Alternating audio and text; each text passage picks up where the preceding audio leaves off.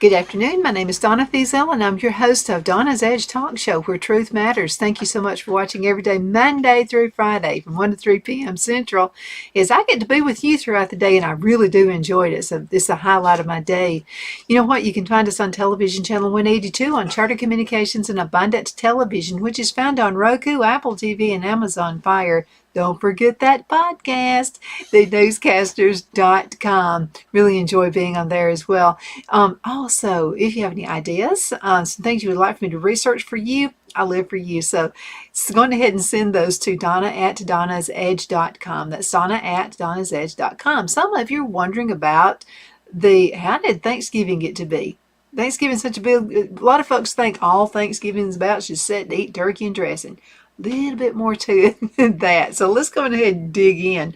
We're going to talk about Thanksgiving at Plymouth. Now, I found this on history.com and some really good information, plus a few other things I've researched about as well.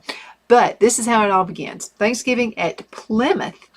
Okay, so in September 1620, a small ship called the Mayflower left Plymouth, England, carrying 102 passengers. And this is an assortment of religious separatists who were seeking a new home where they could freely practice their faith, and other individuals lured by the promise of prosperity and the land ownership of the New World.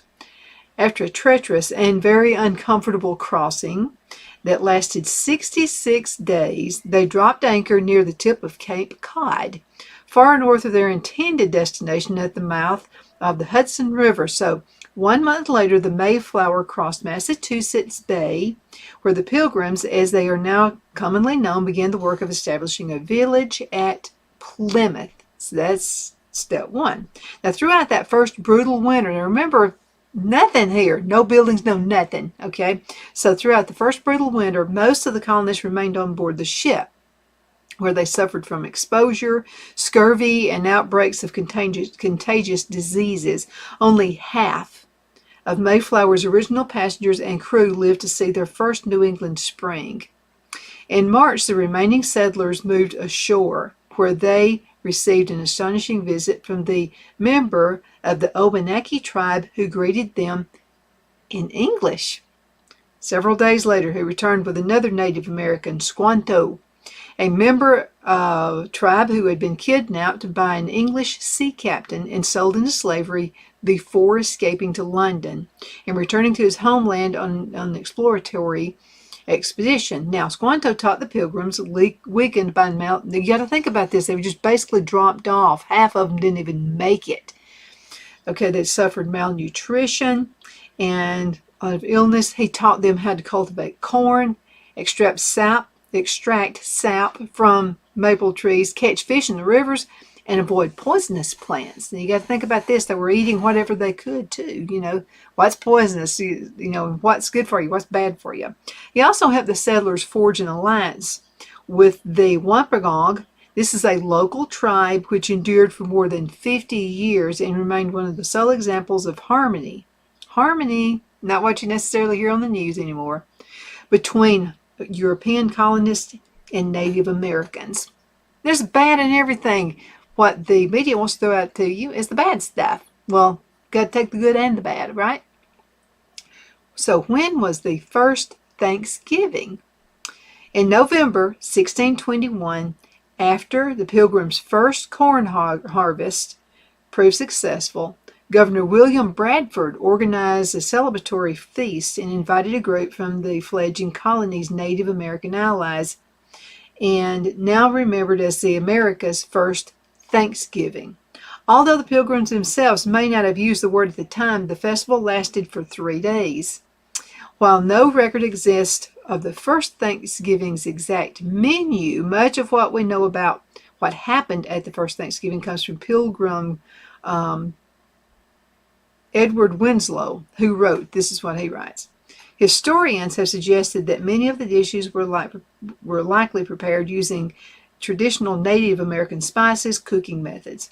Because the Pilgrims had no oven, remember this, okay, and the Mayflower sugar supply had dwindled by the fall of 1621, the meal did not feature pies, cakes, and other desserts, which have become a hallmark of contemporary celebrations. So they didn't have all these little turkey and dressings and all that stuff that we do. Pecan pie, apple pie, all that stuff. Okay, origins of Thanksgiving national holiday.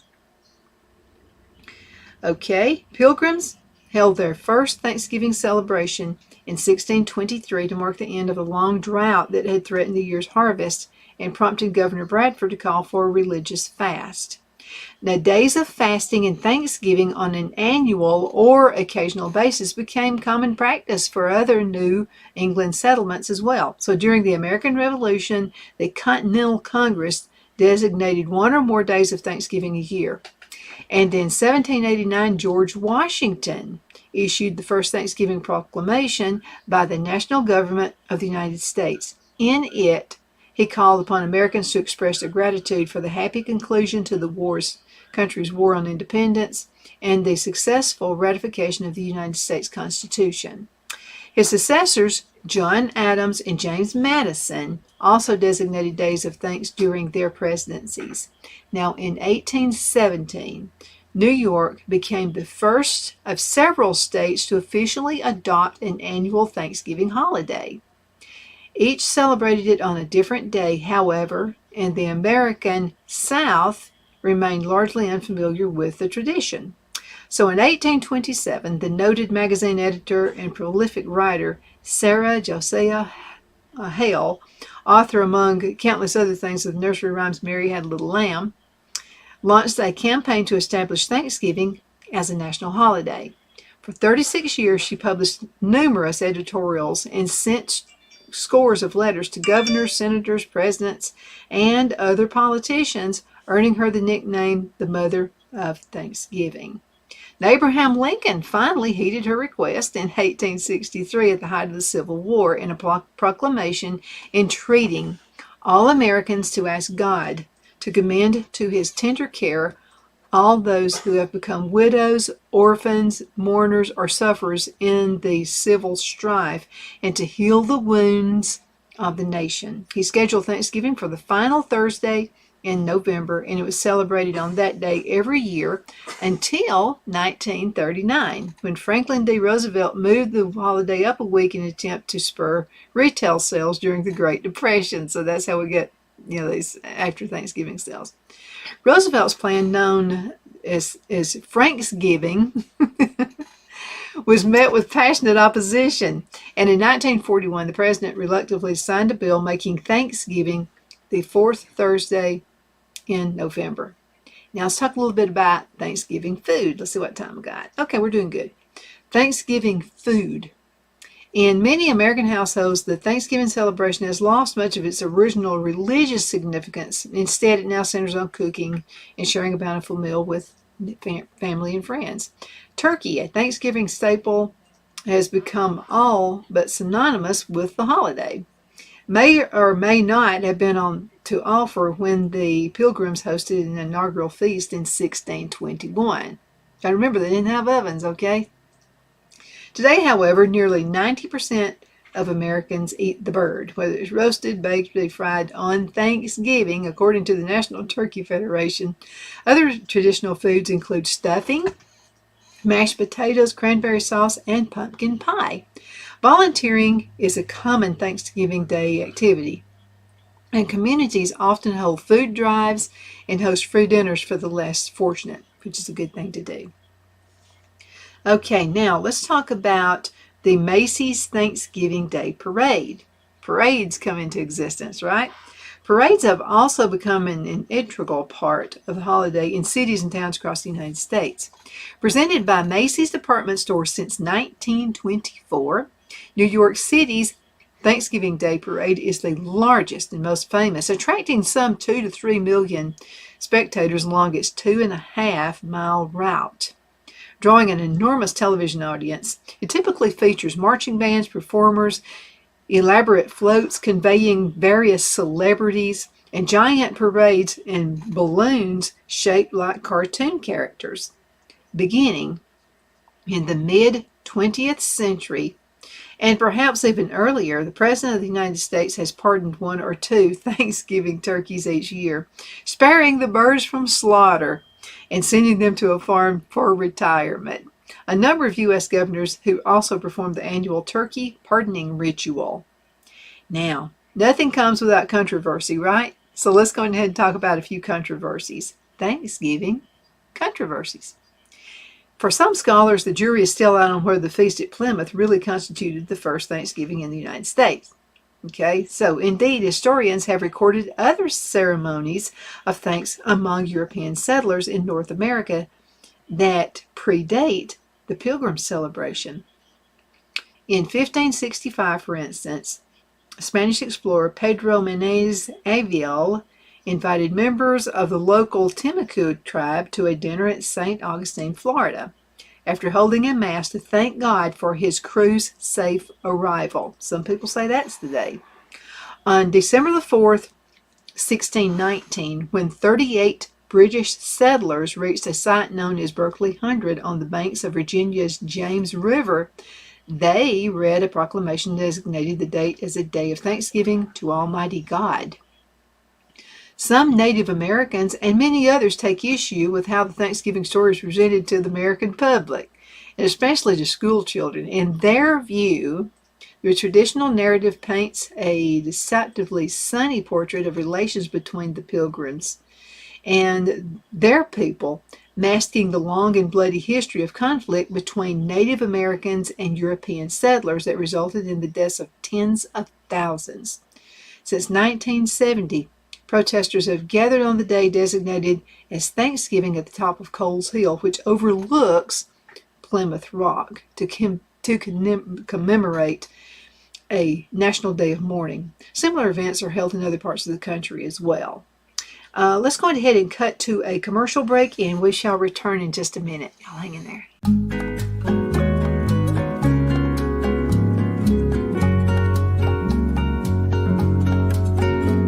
At Lamone's Mexican Restaurant, located in Henniger, Alabama, and voted Best Mexican Restaurant of DeKalb County, Alabama 2020, we're here to serve you with authentic Mexican cuisine. Order easily online by going to lamonsmex.com or call 256-657-3999 to place your order.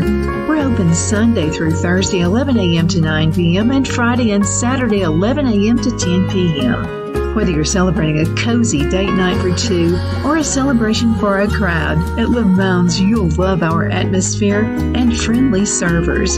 Thank you for dining with Lamone's Mexican Restaurant.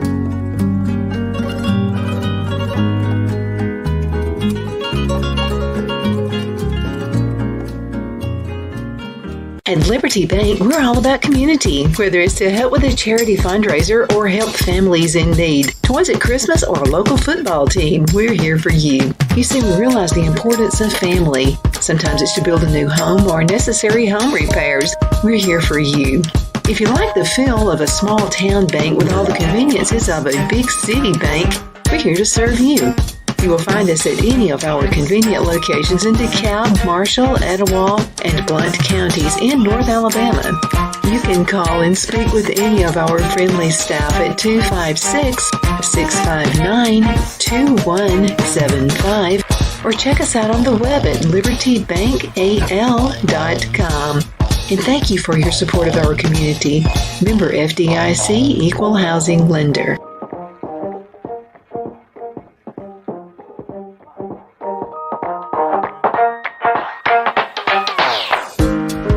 Jeff McCurdy of the McCurdy Law Firm has been a public service of this area for over 10 years.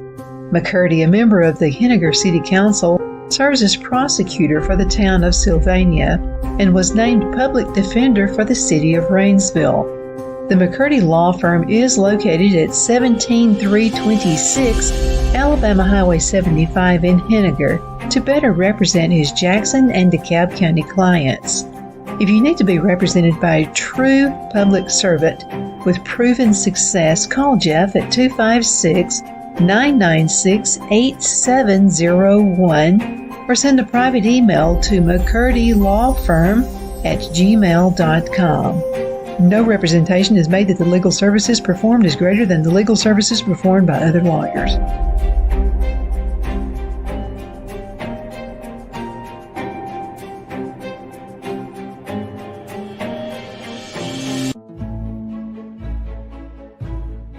The Hatter Cafe and Country Inn is nestled in the northeast corner of Alabama the Beautiful in the delightful town of Mentone. We're located on top of scenic Lookout Mountain near Little River and DeSoto State Park and located only 5 minutes from shopping and restaurants. There is also a nearby community walking path and golf course. We welcome everyone through the doors and we are committed to outstanding service for all guests. At the Hatter Cafe and Country Inn, we invite people from all walks of life to come and get away from it all, enjoy the open spaces, treetop views, fresh, clean air, and experience Southern hospitality at its finest.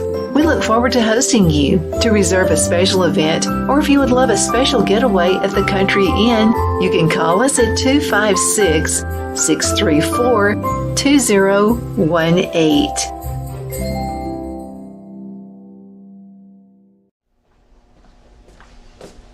Are you ready? We all wonder what tomorrow will bring, but the future lays itself at the feet of the prepared and surrenders to the will of the persistent. It's not easy, but today shapes you so you can shape tomorrow. With Northeast Alabama Community College, when the future asks if you're ready, you can answer yes. Begin your future at Northeast Alabama Community College. Okay, we're back. My name is Donna, and I am your host of Donna's Edge Talk Show, where truth matters. Thank you so much for watching every day, Monday through Friday, from 1 to 3 p.m. on all of our social media sites. That includes Facebook, YouTube, the whole gamut. Everybody. You can also find us on a radio station, icradio.media. You can also find us on television, channel 182 on Charter Communications, Abundant Television, which is found on Roku, Apple TV, and Amazon Fire, and the newscasters.com podcast. Have any questions or some things you would like me to do a little research on for you, I will be tickled to do that. You can send an email to Donna at donnasedge.com. We're talking about Thanksgiving. What in the world? How did it all happen? Not so sure a lot of this is being taught at school anymore, but we're here just to go ahead and give you a bundle of things to think about. Let's talk about Thanksgiving's ancient origins. A lot of folks think ancient would be like in 1950. That's not ancient enough. Let's go back farther. Although the American concept of Thanksgiving developed in the colonies of New England, its roots can be traced back to Native Americans as well as back to the other side of the Atlantic. Both the separatists that came over the Mayflower and the Puritans who arrived soon after brought with them a tradition of provincial holidays, days of fasting during difficult or pivotal moments, and days of fasting and celebration to thank God in times of plenty. As an annual celebration of the harvest and its bounty, moreover, Thanksgiving falls under a category of festivals that spans cultures, continents, and millennia. In ancient times, the Egyptians, Greeks, and Romans feasted and paid tribute to their gods after the fall harvest. Thanksgiving also bears a resemblance to the ancient Jewish harvest festival of Sukkot. Now, finally, historians have noted that Native Americans had a rich tradition of commemorating the fall harvest with feasting and merrymaking long before Europeans set foot on America's shores. This is some really good stuff right here. I wanted to talk to you just a little bit about columnists at the first Thanksgiving were mostly men because most of the women had perished, and you remember what happened there. So columnists on the first Thanksgiving were mostly men because women had perished, and so let's dig into this. This is some good info. So when families gather annually in the fall to eat turkey, watch football, perhaps partake in some Black Friday shopping, they might be surprised to learn how much we don't know about the origins of Thanksgiving. Nearly all of what historians have learned about the first Thanksgiving comes from a single eyewitness report, a letter written December 1621 by Edward Winslow, one of the 100 or so people who sailed from England aboard the Mayflower in 1620 and founded Plymouth Colony in Massachusetts. Now, William Radford, Plymouth's governor in 1621, wrote briefly of the event of Plymouth Plantation, his history of the colony, but that was more than 20 years after the feast itself. You know, people can lose and memory and that kind of thing. But let's look at this. According to this account, elements of which continue to be debated by historians, especially regarding the presence and role of Native Americans. The historic event didn't happen on the fourth Thursday in November as it does today, and it wasn't known as Thanksgiving. In fact, it took place over 3 days, sometime between late September and mid-November in 1621, and was considered to be a harvest celebration. Basically, it was to celebrate the end of a successful harvest, says Tom Beckley, the executive liaison for administration, research, and special projects at Plymouth Plantation. The 3-day celebration included feasting, games, and military exercises, and there was definitely an amount of diplomacy between the colonists and the native attendees as well. It was a feast for a young crowd, says the quote. Just over 50 colonists are believed to have attended, including 22 men, 4 married women, including Edward Winslow's wife, and more than 25 children and teenagers. These are the lucky ones who had made it through a rough entry into the New World, including a harsh winter during an epidemic of disease that swept through the colony that we talked about at the first part of the segment, felling nearly half the original group. Some 78% of the women who had arrived on the Mayflower had died during the first winter, a far higher percentage than for men or children. For the English, the first Thanksgiving was also celebrating the fact that they had survived their first year here in New England, Begley points out. Now, the Plymouth colonists were likely outnumbered more than 2 to 1 at the event by their Native American counterparts. Now, Winslow's account records many of the Indians coming amongst us, that's a quote, and amongst the rest their greatest king, Massasoit, with some 90 men. This was the leader, by the way, a local Native American society that had begun dealing with the colonists earlier in the year 1621. I don't know for sure how it came that they were out there, Begley says, of the Native Americans at the first Thanksgiving. Some Native historians have suggested that Massasoit and his men were in the area anyway, because the end of the harvest was when the year of the harvest was, and they typically made their diplomatic rounds to other native groups, so they could have just happened up there on that particular day. Also, he commented to the Pilgrims in March of 1621 that they would be back to plant the corn in the south side of what we now know as Town Brook in Plymouth. So he still recognizes that there are some planting grounds that are his people's, in quotes, in Plymouth. Now, the first feast was also about giving thanks. We need to learn how to be more thankful about things and follow this route, but listen to this. While the 1621 event may not have been called Thanksgiving, the sentiment was certainly present in that historic celebration, just as it would play a defining role in how the tradition developed over the centuries to come. Giving thanks is really an important part of both cultures, Begley says. For the English, before and after every meal, there was a prayer of thanksgiving for something on this scale, celebrating a successful harvest. There definitely would have been moments of giving thanks to their God. Okay, for the Native Americans, at the first Thanksgiving, giving thanks was a daily part of life. We, as Native people, traditionally have Thanksgiving as a daily ongoing thing. Linda Combs, the former associate director of the Wampanoag program at Plymouth Plantation, told the Christian Science Monitor. Every time somebody went hunting or fishing or picked a plant, they would offer a prayer or an acknowledgement, which is something good to do anyway. Venison and shellfish were on the menu. We think turkey, ham maybe. When the colonists and the Native Americans sat down to feast, they probably enjoyed quite different fare than what we're used to seeing on our Thanksgiving tables today. They may have eaten wild turkey, which Bradford mentions was plentiful in the colony, but it's not certain even that was on their dinner plate or on the menu. In addition to venison, Winslow wrote that the Native Americans killed 5 deer and presented it to the colonists. Begley says that the group probably ate fish and shellfish, which, where you got to think about where this was abundant in this region, as well as fruits and vegetables that the colonists grew in their home gardens. cabbage, carrot, cucumbers, leeks, lettuce, parsnips, pumpkins he lists. There were also a lot of native wild plants that English learned to cook, including Jerusalem artichokes, garlic, I'm glad that was brought here, cranberries, Concord grapes, walnuts, and chestnuts.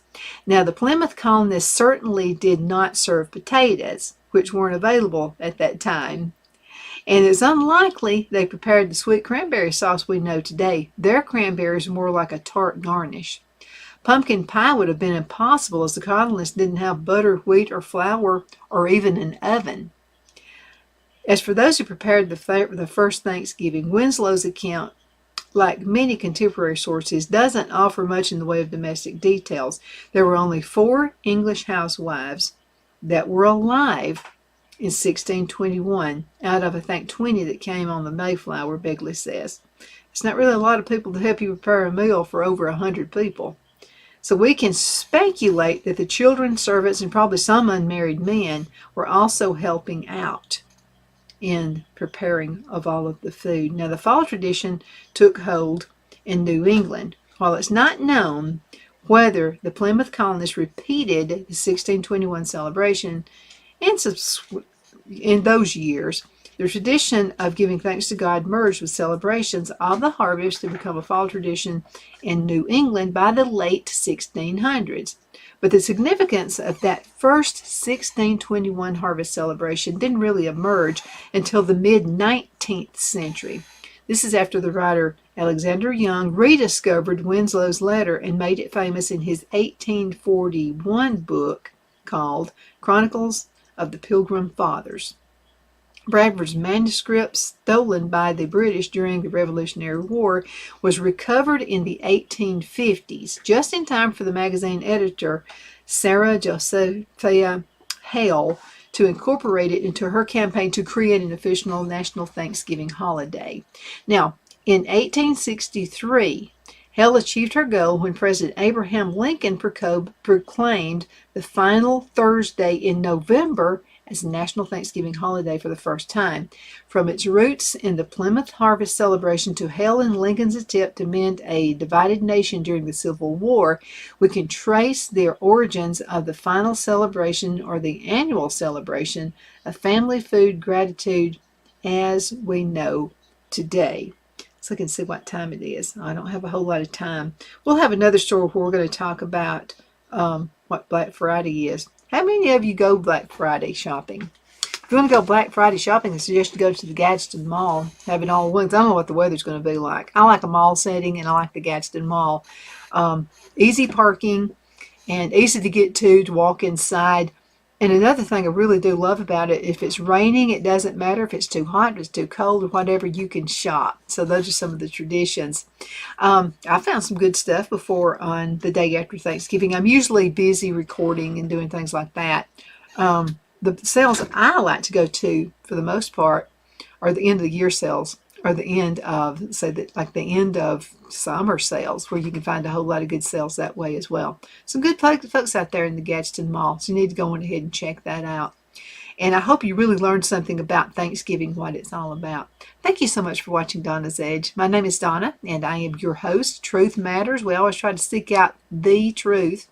If you would like to be on the show, or if you have something you would like for me to talk about, do a little research, all you got to do is send an email. Send it to Donna at donnasedge.com. Thank you for watching us on television, channel 182, Charter Communications and Abundant Television, found on Roku, Apple TV, and Amazon Fire.